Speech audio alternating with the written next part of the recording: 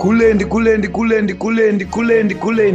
yasvika nguva yandinofarira manje iko zvinezvi ndo yatine chiti time for vindication. muri yezimbabwe kana muchinge masvika panapa ndo panonzi paCoolian TV. kana zviri zvenyaya nhau maupdates ndo kubasa ipapo takadaidzwa tikadaira ende takachimaster futi chigame chacho. panapa regedza ndingoya tingorimindana pane imwe nyaya takambotaura kudhara yaiitika panapa, nyaya yasvika pakubudirira yaparoad kuitika word in the street. nyaya yakamira yakadai so vaValerio Sibanda ndivo vari kunzi vari kuda kureplacea vaMohadi. nawo zvakuvhiringidza kozi akambenganzi iye Valerio Sibanda ari kutarisirwa kunzi anenge achida kuti azonoita chairperson weZANU-PF kuti onoreplacea naOpaMchinguru and then OpaMchinguru oreplacea VP Chiwenga. but iko zvinezvi it seems like pane imwe futi yakanga iri kurongwa because these guys pari kutsvagwa position kuti oenda papi after 4 decades dzake, over 4 decades achiseva ari muchiuto. It's something else chekuti zvinhu zvaangaita for the rest of life yake yese, atorarama life yakawanda ari muchiuto. Now the bulletin gatimbotora iyi yakambotaurika yekuPrickup Farm yakabva nekuBascoro News pari kunzvoni this time they've gone for the jugular targeting. General Philip Valerio Sibanda, who will be removed from CDF to vice president in place of the allying vice president Kembo Mohadi, is battling colon cancer. General Valerio Sibanda will be the vice president in the next few days. Saka vaValerio ndo vari kuda kunzi vari kuda kubata nyanga because vaMohadi nyaya dzenhikikini dzeutano dziri kuita kakutsoma honestly hazvisi kunyatsobatana, utano hausi nyatsore panzvimbo chaipo so pari kunetsa. ndo the situation yatiri kusangana nayo panapa. Saka pari kunzi ava vari kuda kuendeswa kunoonekwa kuti vachanoreplacea.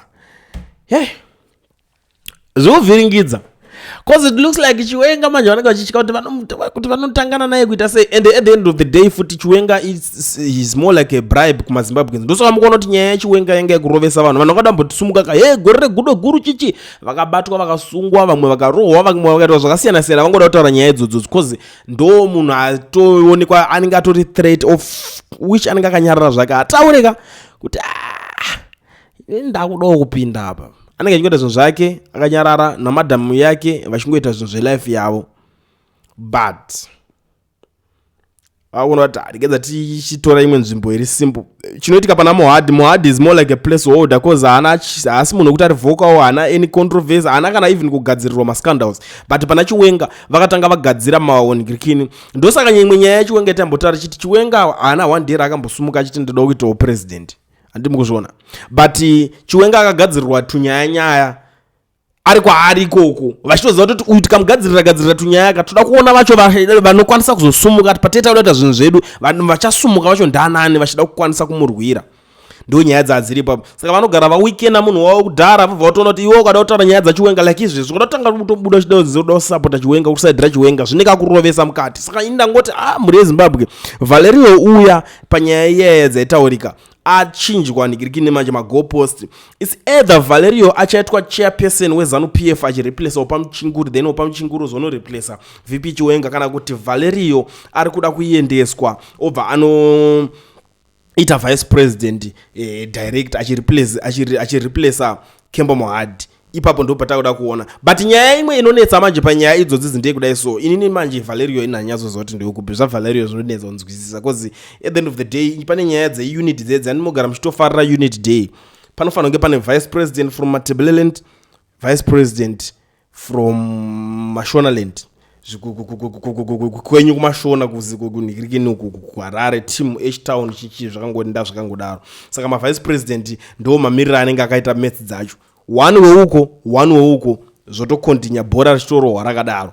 but apa this time I don't know kuti zviri kuzopera sei, but nangoti ndingofanira panapa muri yeZimbabwe sekutaura kwandozviita kuti nyaya dzema-updates idzi dzinoda kuti tigare takataura tichiyeuchidzana, because one day mangwana mukazoona zvinhu zvakuitika munozoziva kuti pane vamwe vakambotiyambira vakatudza kuti nyaya idzi ndo maroverwa dzichiitwa, ende nyaya dzese zvema-parallel structure zvavo zvavanenge vachiita zvine zvichirongwa kupick-up farm like izveso uyu matatu akatoiswa the general aripo ndiye mukuru wefazi wokutanga chinhu chinonzi fazi, and we all know kuti fazi yakaita sei vanhu, fazi yakarakasha vanhu, fazi yakaita zvinhu zvakasiyana-siyana, yakachikidzira vanhu ikaita zvese ndiye anga ari mukuru wacho, ndiye founder wechinhu icho chakanzi fazi chaibatsira president Emmerson Mnangagwa pa2023 election. It was a different strategy yanga isina kutarisirwa nevanhu kuti ichange ichita sei ichiuya. Ndiona vanhu vakawanda futi vanenge vachiti but Chamisa anozoti ndina Chamisa iko zvine zvanenge atanga asina plan. Chamisa is the most powerful opposition figure iko zvinezvi in Zimbabwe right now. Hakuna umwe munhu ari powerful in kuma opposition uku kudarika Chamisa. He is the guy wokuti akada kusumuka izvo achita kuti ndadzoka ngatichinyazotangidza zvinhu zvezvi panoitika zvinhu zvakawanda. Tisikuda kutaura nyaya dzekuti pa social media vanhu vanenge vachiti chii, but tinototaura even zvepaground chezvo. He is the only opposition figure wokuti akada kuti ada kuenda kana kuma Zimbabwean grounds kwekwe kana kudopinda mugwanzura macho imomo kana unopinda even kwaada kuitira rally yake, ndiye the only guy anokwanisa kuunganidza vanhu akazadza vanhu pasina kuti chii kana kubiridzira kana kudii. Saka musanyanya underestimate. Saka pa2023 paya ZANU-PF haina kuda kuwanda ndosamona kuti yanyasorwa makampeni akasimba ichigadzira masong ichita sei even up to now vari busy kutengerana mota kutozota komana toda kuti nyazopedza career kuna Chamisa, because Chamisa wamanje rimwe side rasina kuzonyatsoonera kuti angazokwanisa kuda kuti mari yacho anoiona kupi kuti anokwanisa kubhadhara vanhu vese. Ndosoka makazoona tumwe twatu tuma-activist tumwe twanhu twakatanga kupanduka one isusu takazoshandira mahara tinopuwa mari tinozodaiso tinodididi, vamwe vakati mamusingashandire mari mamusingadidi, but we all know kuti munhu wese anta politics, they are in politics for money. Everybody ari kuita politics. Hakuna munhu anoti ndikuita politics dzekuti ndingotawo kuti ukanzi ndingogadzira zvinhu. Kugadzira zvinhu kwacho it is because unenge uchida mari. Ndosoka mchonda vazhinji vacho ma-business people ari kuita politics because ari kuti business yake benefit. Umwe ari mu-construction anotozoti ndichada kutaimirawo matenda, umwe ari mune zvakasiyana-siyana, vamwe malawyer, vamwe machinchi andozoti iye pacareer yake zvichabatsira zvakawanda. Saka ndosoka achimhanyira kuti ngatinochinja government, ngatichinje mutemo, ngatichinje chakadai ndo maitirwa zvine zvichingoitwa. Saka vanhu vese vanenge vachitaura kuti Chamisa this Chamisa that dzikame zvenyu, because ZANU-PF inotomutyawo ndo chokwadi. But now chimuti kana kuti chinyaya chacho zvinhu zvacho vari kumbonetsana kuZANU-PF kwavo ikoko vanhu vese vari kumboitirana zvavari kuitirana izveso. Regedzai tione kuti Valerio inoperera kupi, because ndiye akuda kupindawo panyanga after zvese, because but inini changu ndivhiringidza nawo kuti saka vanhu vese vakungofanira kungotanga kungoita musoja ndekuti ufrene road yekuzoenda kunoitwa president. Ameno kuti pachashanda sei papa. These guys I don't trust them. But before I disappear, kana chingori muSouth Africa muri Zimbabwe gendi kuzivisei vari muSouth Africa unoda kuregisterwa company vovhurwa FNB business account usina work permit kana study permit. Pane company inonzi Education Research inotungamirwa namukoma Owen ndo inokwanisa kuregistera. Saka vabate contact them on the numbers that are showing on the screen. Vanokubatsirai, vanokuitirai. Chako chonongoita chetewo kungokanda ma-details ako motaurirana muchitotaura panhamba idzodzo vanotokuonesa process yacho itaudai. Aunide kutravela kuenda kwavari, vanokuitira vari kwavari ikoko.